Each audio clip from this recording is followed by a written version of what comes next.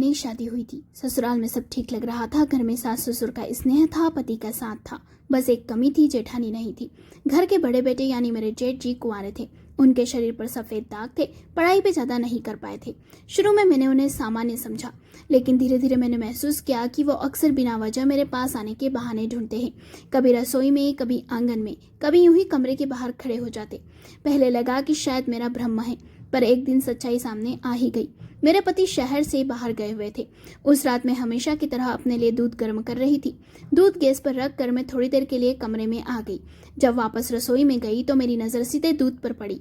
जेठ जी उसमें कुछ मिला रहे थे। मुझे देखते ही सकपका गए और हड़बड़ी में बोले, वो मैं तो पानी लेने आया था। मैं चुप रही, पर भीतर से कांप उठी। कुछ देर बाद जैसे ही दूध का गिलास लेकर कमरे में पहुंची, होठों तक आते ही अजीब सी गंध से मेरा शक और गहरा हो गया। मैंने तुरंत दूध गिरा दिया और बिस्तर पर जाकर सोने का नाटक करने लगी। रात का सन्नाटा गहरा हो चुका था। अचानक कमरे का दरवाजा धीरे धीरे खुला। मैंने आंख बंद कर रखी। कदमों की आहट साफ सुनाई दे रही थी। जेठ जी मेरे कमरे में आ गए थे। वो धीरे धीरे मेरे करीब आने लगे। तभी मैंने एक झटके से आंखें खोल दी। वो पूरी तरह चौंक गए। गुस्से और डर के बीच मुझे धमकाने लगे। अगर किसी को बताया तो अंजाम बुरा होगा, लेकिन उन्हें यह नहीं पता था कि मैं पहले से तैयार थी। मैंने चुपचाप अपना मोबाइल ऑन करके उनकी हर हरकत रिकॉर्ड कर ली थी। सारी हिम्मत जुटाकर मैंने उन्हें जोर से धक्का दिया और दरवाज़ा बंद कर लिया।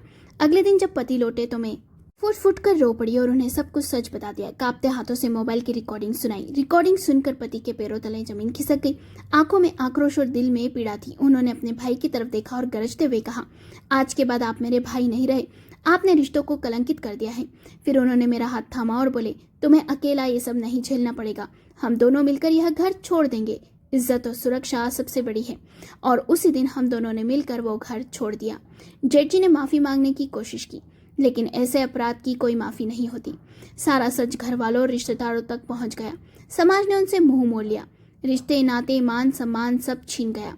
यही उनकी सबसे बड़ी सजा थी। औरत की चुप्पी को उसकी कमजोरी मत समझो। वक्त आने पर वही अपनी इज्जत और हक के लिए सच का सबसे मजबूत हथियार बना लेती है। कहानी पसंद आई हो तो लाइक करें, शेयर करें और चैनल को सब्सक्राइब करें और कमेंट करके बताएं कि आपको ये कहानी कैसी लगी। और हमारे फेसबुक पेज ग्रह कथा को आप जरूर फॉलो करें। तो मिलते हैं अगली कहानी में।